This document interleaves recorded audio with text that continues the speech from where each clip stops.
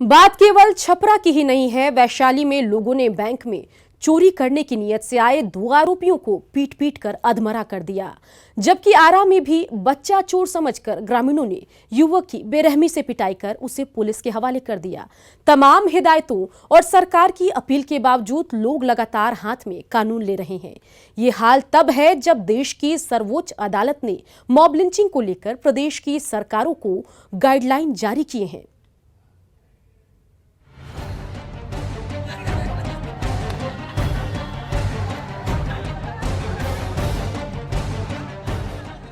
प्रदेश में mob lynching की वारदातें थमने का नाम नहीं ले रही। छपरा में मवेशी चोरी के इल्जाम में 3 लोगों की पीट पीट कर हत्या कर दी गई, तो वैशाली में भी लोगों ने 2 शख्स को पीट पीट कर अधमरा कर दिया।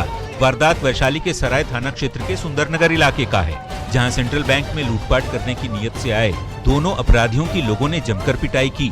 दोनों की हालत नाजुक बताई जाती है। तो वहीं आरा में भी बच्चा चोर समझकर ग्रामीणों ने एक युवक की जमकर पिटाई कर दी और फिर उसे पुलिस के हवाले कर दिया। घटना चरपोखरी थाना क्षेत्र के सेमराव गांव की है। लिंचिंग की वारदातों की गूंज बिहार विधानसभा परिसर में भी सुनाई दी। विपक्ष ने जहां सरकार को निशाने पर लिया, तो वहीं सत्ता पक्ष ने ऐसे संवेदनशील मुद्दों पर कार्रवाई का आश्वासन दिया है।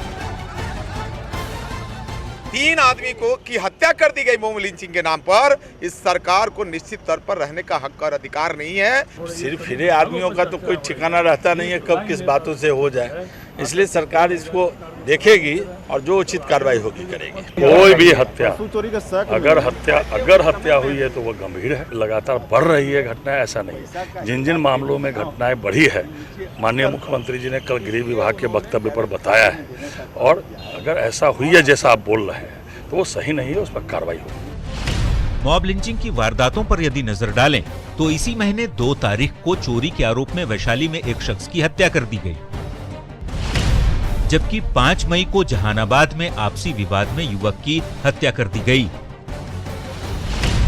पिछले साल 24 अक्टूबर को कटिहार में आपसी विवाद में एक युवक की हत्या कर दी गई, जबकि इस साल 1 जनवरी को अररिया में बदमाश की पीट पीट कर हत्या कर दी गई।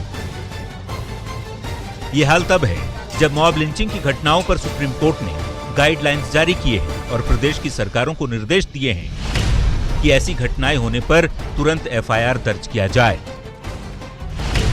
6 महीने में मुकदमे का ट्रायल किया जाए, अपराधियों को अधिकतम सजा देने की कोशिश हो, गवाहों की सुरक्षा, लापरवाह पुलिसकर्मियों के विरुद्ध कार्रवाई हो, साथ ही पीड़ितों को त्वरित मुआवजा जैसे कदम राज्य सरकारें उठाएं।